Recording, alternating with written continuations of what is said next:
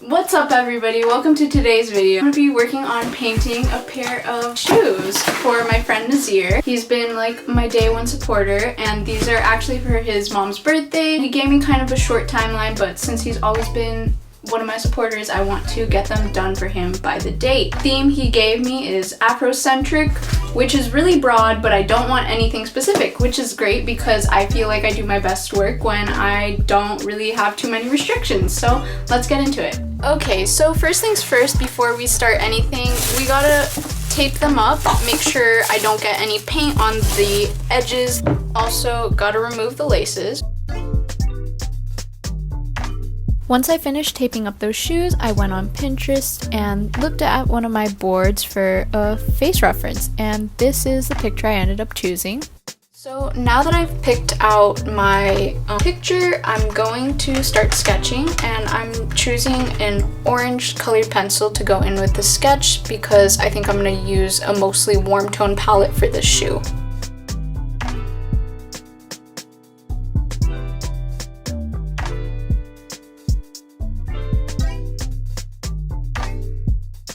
Now 6:51 and I have the sketches for like the main sides of it done. I don't really know what I want to do for the back or the inner sides yet, but that's okay. I'm just gonna focus on the main parts of it, and then over here I got this little circular pattern, so let's just see what we get done. First things first, I want to emphasize the importance of using an acrylic medium because it seriously helps the paint flow and soak into the fabric better. This is what I use to mix with my acrylic paint. So first off, I want to work on the landscape of this shoe. It has a lot of reddish tones, so I'm going to go with my cadmium yellow, crimson, and then I'll probably end up mixing in some of this raw sienna. I'm going to start out with my red, then my blending medium. Want to make sure you use a lot of the blending medium because, you know, can't go wrong with more flow. It also slows down the drying time because acrylic paints dry really quickly. So this is what we got. I think it's a little too dark compared to the reference photo, so I am gonna add this cadmium yellow deep hue.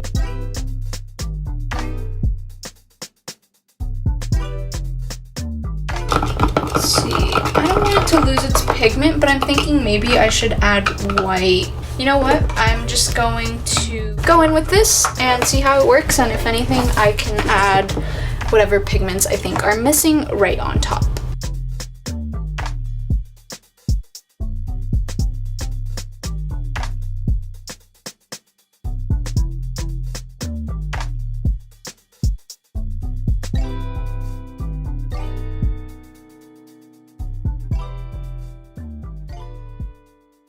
It is now 7:30. I'm about to go take a little break for my lunch. Here is the landscape side of the shoe, and then that is the side with the girl. I'm gonna go eat quick and try and get back to this before my paint dries.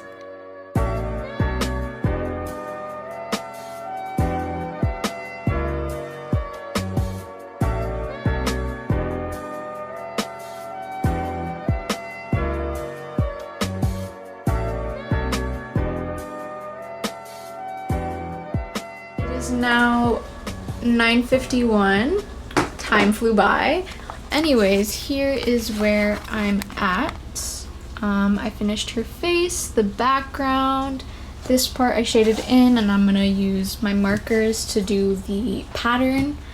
I worked on coloring this in, and the inner part I'm not sure yet. I think I kind of want to use this blue, and then the back I use that same color from the front, but I also blended out the edges with this darker tone that I used here. And then here we got our little landscape. I need to define everything later with the marker, but you'll see. Hello everybody, we're back for day 2. I'm gonna try wrapping them up today. So I'm just gonna finish the painting, add some green for the plants over there, fill in her shirt, and also give her some eyes, obviously. Then I'm gonna do this little pattern in Posca markers, outline stuff in my touch markers to add a little more definition. And then for the back, I don't know if I'll add anything yet, but I like where it's going, so let's get into it.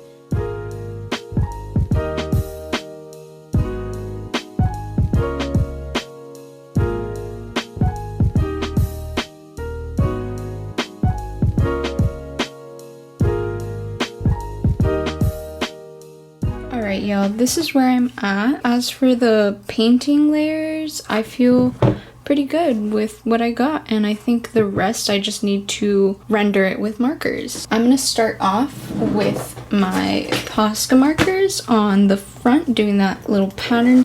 So here are 3 colors I considered. I did little swatches on the edge to see. I don't think I'll be using the gold because I don't think it'll stand out enough. You know what? I'll just go in with the white first, see how I like it, and if not, then I can just go in with this one. It'll cover it up anyways.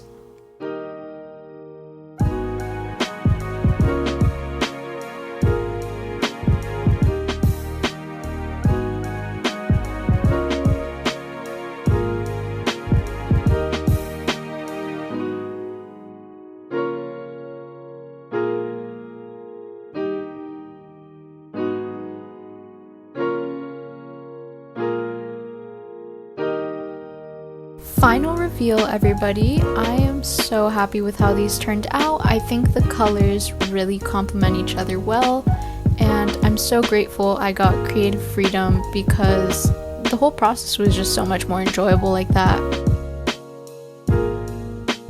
Okay guys, I've been procrastinating on my phone for the past hour, but I did end up spraying these with an acrylic sealant. Also, since this is a birthday gift, I was asked to make a birthday card, so I'm gonna work on that now and show you guys how that goes. So keeping up with the previous theme, I wanna use this brown paper for the card because I think it'll look really nice. I've cut my pieces, I'm gonna put that to the side. And I'm thinking about using this side for the outside, and then I can use my golden Posca marker to make a nice contrast with it, and you know, the gold will stand out, catch her eye immediately. Let's see, do I want to go for something vertical, horizontal? Should I just go in? Yeah, I've got extra paper if I mess up. I think it'll be fine though.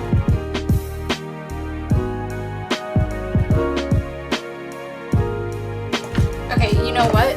Scratch that. Don't like it. I ended up cutting a part of the lighter brown side, layering it over to cover that up, and then I folded it inside out, and that is where the message would end up going. Then I practiced my happy birthday calligraphy a bit, just so I wouldn't mess up.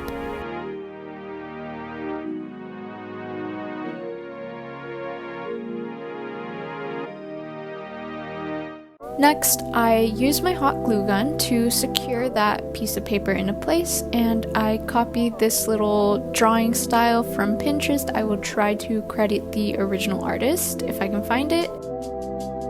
And for the inside, I looked up some more African patterns, and I did not exactly copy any of them, but I did get some inspiration.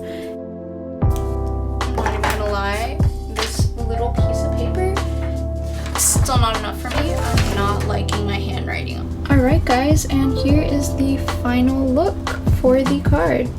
And with that said, that's it for today's video. Thank you so much for watching. I hope you enjoyed it. Leave a like, subscribe, and I'll see you next time.